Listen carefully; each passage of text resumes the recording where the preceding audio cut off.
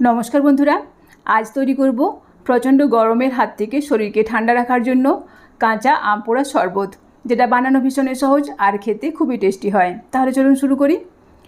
আম পোড়া শরবত তৈরি করার জন্য আমি এখানে নিয়েছি দুটো কাঁচা আম। সবার প্রথমে আম দুটোকে পরিষ্কার করে ধুয়ে নিয়েছি।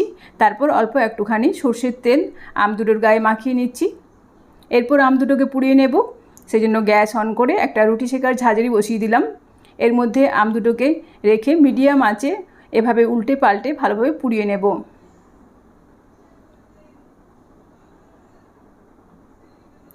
আমি এইভাবে উল্টে পাল্টে আম দুটোকে ভালোভাবে পুড়িয়ে নিচ্ছি।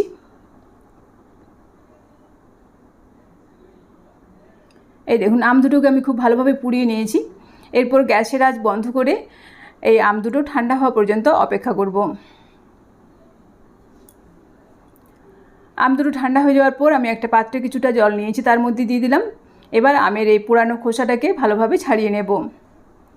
আমের গায়ে যেহেতু আগে থেকে সর্ষের তেল মাখানো ছিল, সেজন্য কিন্তু আমের খোসাটা ছাড়াতে কোনো অসুবিধা হচ্ছে না। খুব সুন্দরভাবে আমের খোসাটা ছাড়িয়ে নেওয়া যাচ্ছে। এই দেখুন, আমের খোসা খুব ভালোভাবে ছাড়িয়ে নিয়েছি।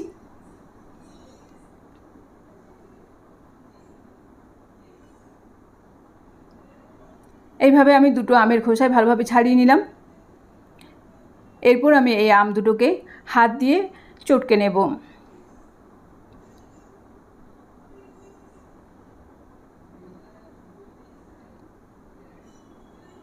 আমের ভেতরটা এখনও একটুখানি গরম রয়েছে, সেজন্য আমি এর মধ্যে দিচ্ছি কিছুটা ঠান্ডা জল।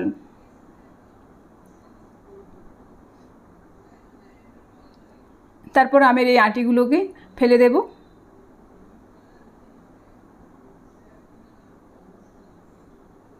এরপর আমের পাল্পটাকে এভাবে চটকে চটকে মেখে নিচ্ছি। এবার এটা একটা অন্য পাত্রের মধ্যে ঢেলে দেব।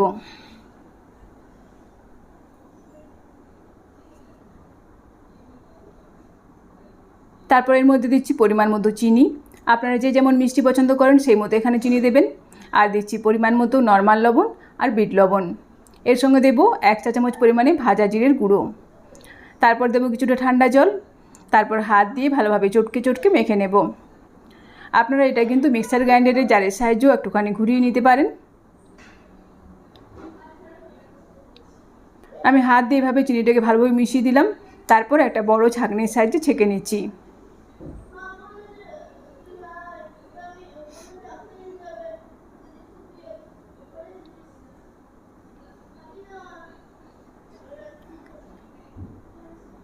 এই দেখুন, আমের পাল্পটা আমি রেডি করে নিয়েছি। আর এই আমের পাল্পটা যে কোনো এয়ারটাইট কন্টেনারের মধ্যে রেখে ফ্রিজের মধ্যে 7 থেকে 10 দিন পর্যন্ত স্টোর করেও রেখে দিতে পারেন। যখন ইচ্ছে শরবত বানিয়ে খাওয়া যেতে পারে।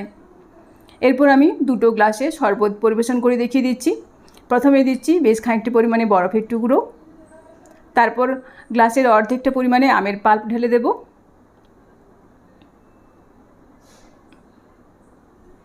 এবার বাকি অর্ধেকটা দিচ্ছি ঠান্ডা জল। এবার একটা চামচের সাহায্যে ভালোভাবে মিশিয়ে দেব।